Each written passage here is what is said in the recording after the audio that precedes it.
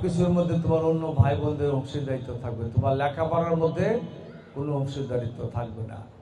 আজকে তোমরা এই অঞ্চলের যারা এই মেধাবী বাচ্চারা এখানে কষ্ট করে এসেছো, যদি অনেক আগে এসেছে, আমি অনুষ্ঠানের উদ্যোক্তাদের বলবো এটা আর বেশি লম্বা না করে ছোট করে প্রোগ্রামটা শেষ করে দেওয়ার জন্য। আর যে ক্রেজটা তোমাদের জন্য দিবে এটা ছোট না।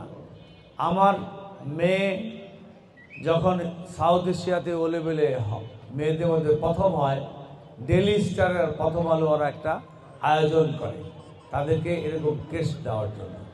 আমরা যাই, এই ক্রেজটা কিন্তু ছোট, কিন্তু এটার ভ্যালু অনেক বেশি।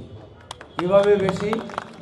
এটা তুমি বাসায় রাখবা, তোমার পরবর্তী প্রজন্ম বংশধর, তোমার ছেলে মেয়ে হবে, এক সময় বিয়ে হবে, তারা জানবে যে তুমি এক সময় স্কলার ছিলা।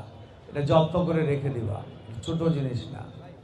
এবং বাকি জীবনের লেখাপড়াটা সুন্দরভাবে করবা, এভাবেই যাতে রেজাল্ট থাকে। কে কি বললো, পরিবারের কে সহযোগিতা করলো, কে করলো না, নিজের চেষ্টায় করবা। বাপ মা তো সারা জীবন চায় আমার ছেলে মেয়ে পৃথিবীতে সবচেয়ে ভালো জায়গায় থাকুক, ভালো অবস্থানে থাকুক, ভালো থাকুক। বাপ মার এর চেয়ে বেশি সন্তানের কাছে চাওয়া পাওয়া কিছুই নেই। সুতরাং তোমাদের এই পর্যন্ত এসেছ, অনেক ভালো করেছ। আগামী দিনেও আরও ভালো করার জন্য বাপ মার প্রচেষ্টার পাশাপাশি নিজে আরও উদ্যোগী হবা। আমাদের পক্ষ থেকে সহযোগিতা থাকবে।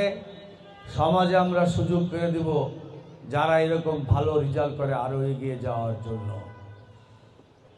আরেকটি কথা আমি বলবো, শুধু লেখাপড়া ভালো হলেই হবে না, নিজের মধ্যে মানবিক গুণে গুণান্বিত হতে হবে।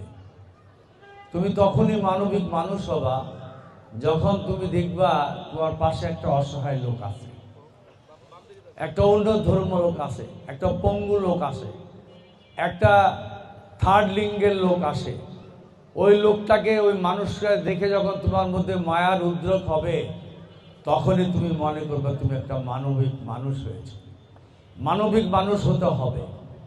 আরও হতে হবে তোমার শিক্ষকের সাথে তোমার আচরণ কি হবে, তোমার বাপ মার সাথে আচরণ কি হবে, সমাজে তুমি কিভাবে চলবা। তুমি একজন শিক্ষিত কোয়ালিফাইড লোক, তোমার আচরণ দেখে অন্য মানুষরাও অনুপ্রাণিত হবে। তো সুতরাং আমি আর বক্তব্য বেশি বাড়াতে চাই না, আমার অন্যান্য আরও কিছু প্রোগ্রাম রয়েছে। তো আর যেহেতু এটা ইলেকশনের সময়, আমি বাকি কর্মসূচিটাতে থাকতে চাই না। পরবর্তীতে তোমাদের সাথে দেখা হবে, তোমাদের আমরা অনুপ্রাণিত করব। সমাজে দেশকে এগিয়ে নিয়ে যেতে হলে তোমাদের মতো স্কলারদেরও এগিয়ে যেতে হবে।